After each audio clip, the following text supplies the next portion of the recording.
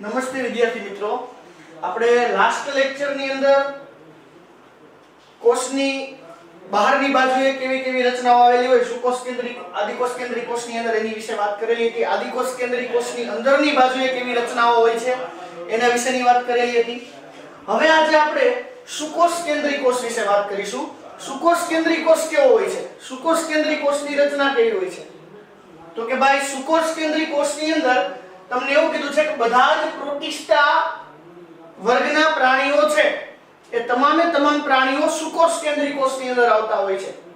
જેઓમાં ખાસ કરીને વનસ્પતિઓ, પ્રાણીઓ, ફૂગ આ બધા પણ સુકોષ કેન્દ્રિક કોષ ધરાવતા સજીવો છે. પ્રોટિસ્ટા વર્ગના સજીવો તો સુકોષ કેન્દ્રિક છે, એની સાથે સાથે વનસ્પતિ, પ્રાણી અને ફૂગ આ બધા સજીવો છે એ પણ સુકોષ કેન્દ્રી છે. સુકોષ કેન્દ્રી એટલે શું? તો તમને બધાને ખ્યાલ છે કે જેના કોષ કેન્દ્રની ફરતે કોષ કેન્દ્ર પટલ સુવિકસિત હોય આવા કોષને આપણે સુકોષ કેન્દ્રી કોષ કહીએ છીએ. તો આ જે બધા સજીવો છે, પ્રોટિસ્ટાઓ, વનસ્પતિઓ, પ્રાણીઓ, ફૂગ આ બધા સજીવો છે એ સુકોષ કેન્દ્રી છે, કારણ કે તેમના દરેકે દરેકના કોષના કોષ કેન્દ્રની ફરતે કોષ કેન્દ્ર પટલ આવેલું હોય છે. ત્યાર પછી વાત કરેલી છે પટલમય અંગિકાને કારણે કોષરસ વિવિધ ભાગોમાં વહેંચાયેલો હોય છે.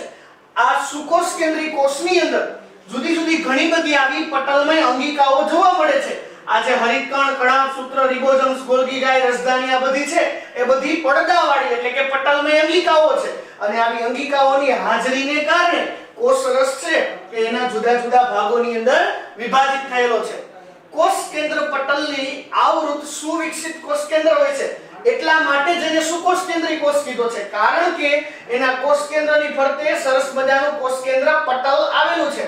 અહીંયા તમે જોઈ શકો છો આકૃતિમાં આ બ્લેક કલરનો જે ભાગ છે એનો કોષ કેન્દ્રનો ભાગ છે, અને કોષ કેન્દ્રની ઉપરની બાજુએ જે આ પડદો છે રેડ કલરનો જે મેં દેખાડેલો છે શું છે? કોષ કેન્દ્ર પટલ. તો કે કોષ કેન્દ્ર પટલની હાજરી છે એટલા માટે જ આ કોષને સુકોષ કેન્દ્રી કોષ કહેવામાં આવતો હોય છે.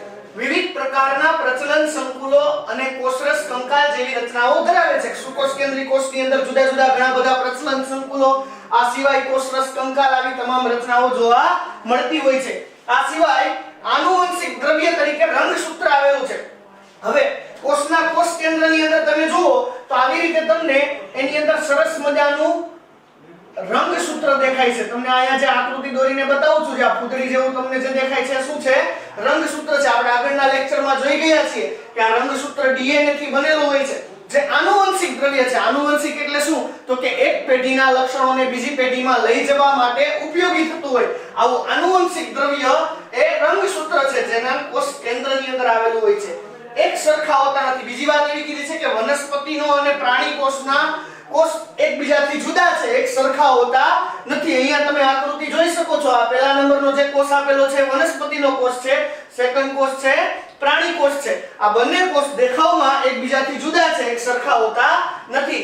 વનસ્પતિ કોષની અંદર કઈ કઈ વસ્તુ હાજર હોય જે પ્રાણી કોષમાં ન હોય એવી? તો કે એક તો કોષ દિવાલ, રંજક દ્રવ્ય, મોટી કેન્દ્રસ્થ રસધાની જે પ્રાણી કોષમાં અભાવ છે. આ ત્રણ વસ્તુઓ એવી છે કે જે પ્રાણી કોષમાં હોતી નથી, માત્ર ને માત્ર વનસ્પતિ કોષમાં હોય છે. જ્યારે પ્રાણી કોષમાં તારા કેન્દ્ર જોવા મળે છે જે વનસ્પતિ કોષમાં અભાવ હોય છે. અહીંયા તમે આકૃતિમાં જોઈ શકો છો કે તારા કેન્દ્ર છે વનસ્પતિ કોષમાં જોવા મળે છે, પરંતુ પ્રાણી કોષમાં આવું તારા કેન્દ્ર હોતું નથી.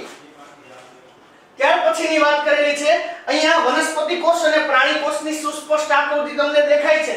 હવે અહીંયા તમે જોઈ શકો છો બધા દરેકે ભાગના નામ. તો કે આપણે પહેલા પ્રાણી કોષની વાત કરીએ તો કે પ્રાણી કોષમાં સૌથી બહાર આવેલો જે આ બ્લેક કલરનો ઘાટો પડદો દેખાય છે, આ પડદાને આપણે શું કહીએ છીએ? તો કે આ પડદાને આપણે કોષરસ પટલ કહીએ છીએ. જો ફરીથી એક વખત એવું કીધું છે કે પ્રાણી કોષની ફરતેની બાજુએ આ જે બ્લેક કલરનો તમને જે મેં ઘાટો પડદો દેખાડેલો છે એ પડદાને આપણે કોષરસ પટલ કહીએ છીએ. આવું જ કોષરસ પટલ એ વનસ્પતિના કોષની અંદર પણ હાજર હોય છે. જો તમને અહીંયા દેખાશે બ્લેક કલરનો જે અંદરના સ્તરનો ભાગ છે, ભાગ કયો છે? તો કે એનું કોષરસ પટલ છે. ખ્યાલ આવી ગયો બધાને?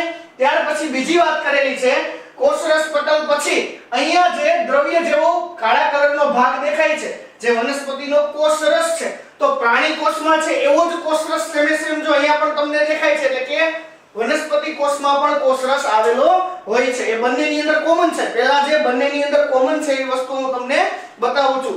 ત્યાર પછી વાત એની કરેલી છે કોષ કેન્દ્ર.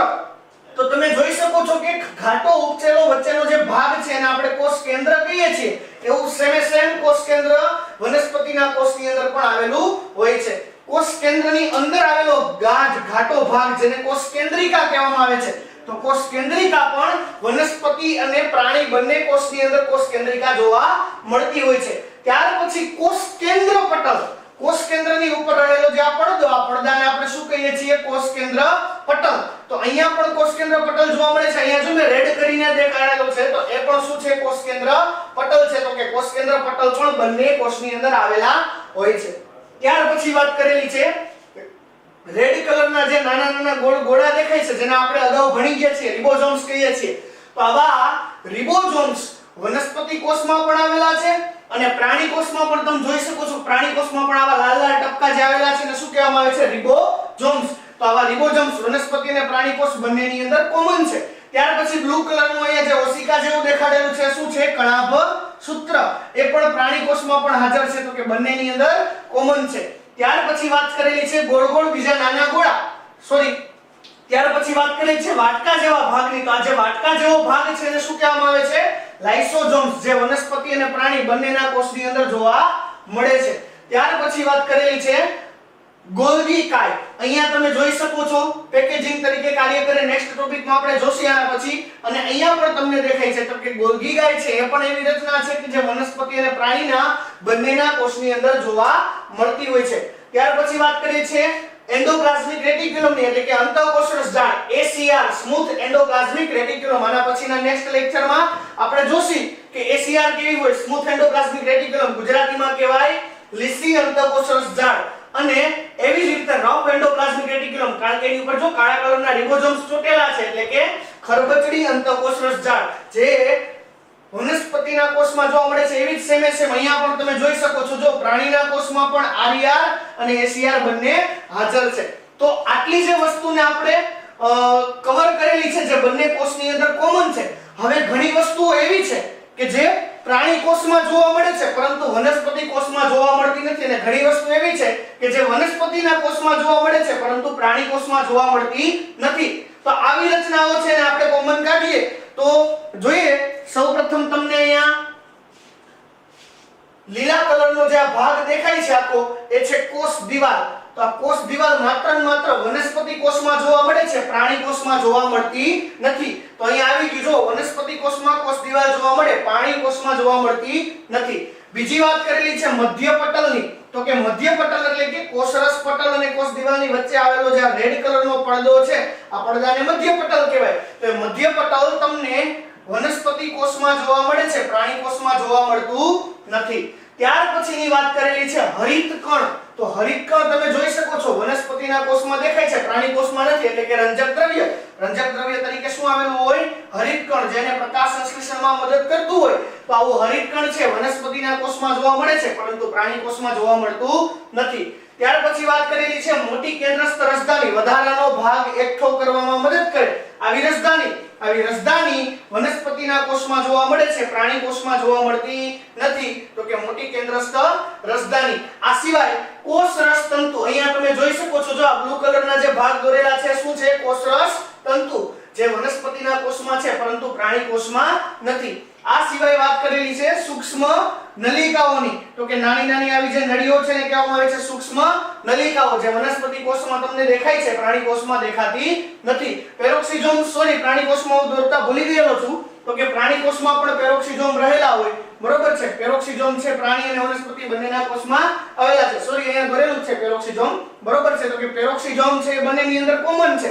તો ચાર વસ્તુઓ એવી નીકળી કે જે પ્રાણી કોષમાં નથી પરંતુ વનસ્પતિ કોષમાં છે. ખાસ તો એક કોષ દિવાલ, એક મધ્ય પટલ, એક સૂક્ષ્મ નલિકા અને એક કોષરસ તંતુ અને એક હરિત કણ અને રસધાની. આમ તમે જોવો તો 6 વસ્તુ એવી છે કે જે વનસ્પતિના કોષમાં છે પરંતુ પ્રાણી કોષમાં નથી. અને પ્રાણી કોષ અને વનસ્પતિ કોષની કમ્પેરિઝનમાં બે વસ્તુ એવી પણ છે જે પ્રાણી કોષમાં હોય અને વનસ્પતિના કોષમાં ન હોય. તો એવી વસ્તુ છે તારા કેન્દ્ર અને સૂક્ષ્માંકુરો.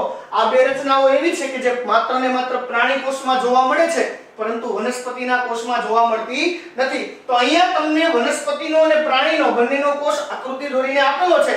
તો આ આકૃતિની અંદર તમને જુદી જુદી દરેક અંગિકાઓ બતાવેલી છે. આ બધી અંગિકાઓના નામ તમારે યાદ રાખવાના છે અને એક એક દરેક અંગિકાઓ છે એના વિશેની આપણે હવે પછીના નેક્સ્ટ લેક્ચરોની અંદર ડિટેલમાં ચર્ચા કરીશું કે ભાઈ એસીઆર છે એને શું ઉપયોગી થાય, કણાભ સૂત્ર એને શું ઉપયોગી થાય, રિબોઝોમ્સ કેવી રીતે ઉપયોગી થાય, રસધાની છે તો એનું આની અંદર શું કાર્ય છે, તારા કેન્દ્ર પ્રાણી કોષમાં આવેલું છે, વનસ્પતિ કોષમાં કેમ નથી એનું શું કાર્ય છે, આવી તમામ ચર્ચા છે આપણે આના પછીના નેક્સ્ટ લેક્ચરમાં કરીશું. આજે આપણે આટલું રાખીએ.